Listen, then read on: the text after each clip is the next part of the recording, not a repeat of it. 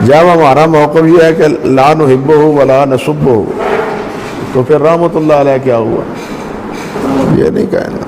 ہاں مجموعی طور پر ہم کہتے ہیں جتنے مسلمان فوت ہو گئے ہیں ربنا اغفر لنا ولاخواننا الذین سبقونا بالایمان، اس میں وہ بھی شامل ہے۔ اب اس کا استدلال کر کے پھر جناب کہنا کہ جناب جب یہ کہتے ہو تو پھر رحمۃ اللہ علیہ کیوں نہیں ہے، یہ بالکل غلط ہے۔ یہ تو اسی طرح ہے جس طرح آپ کفر معین ہے یا کفر غیر معین ہے، بالکل اسی طرح کی بات ہے۔ کفر معین جب آپ نامزد طور پر نہیں کر سکتے کسی کو، اس سے آپ گریز کرتے ہیں، تو کسی کو اس طرح رحمۃ اللہ علیہ یا کسی کو جنتی، حتیٰ کہ صحابہ کرام رضوان اللہ علیہ مجمعین جن کے بارے میں نبی علیہ الصلوۃ والسلام نے فرمایا کہ یہ جنتی ہیں، یہ جنتی ہیں، یہ جنتی ہیں، عقائد میں یہ بات لکھی ہوئی ہے کہ ان کے علاوہ باقی صحابہ کرام کے بارے میں ہمیں اجمالاً عقیدہ رکھنا چاہیے کہ کلہم فی الجنہ، لیکن ان کو نام لے لے کے جنتی کہنا یہ نہیں صحیح ہے۔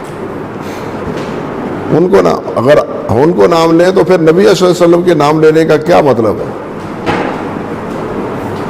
پھر نبی صلی اللہ علیہ وسلم کے نام لینے کا کیا امتیاز باقی رہ جاتا ہے اگر آپ اس میں خود دخل دیتے ہیں؟ اور آپ کون ہوتے ہیں کسی کو جنت کا دروازے پہ پہنچانے والے؟ اس لیے یہ چیزیں بہت احتیاط کی ہیں۔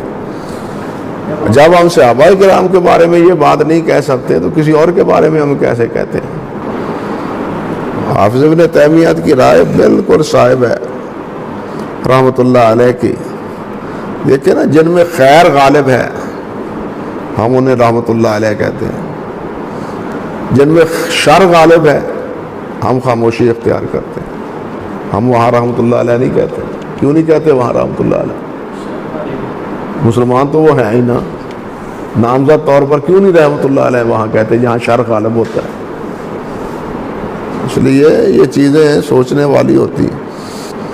خود اپنا جو ہے نا موقف وہ بھی کمزور ہو جاتا ہے۔ اعتقادی اعتبار سے یہ کہنا چاہیے کہ عقیدے کے لحاظ سے جو چیزیں ہیں سلف نے لکھی ہیں انہی تک اپنے آپ کو سمجھنا چاہیے۔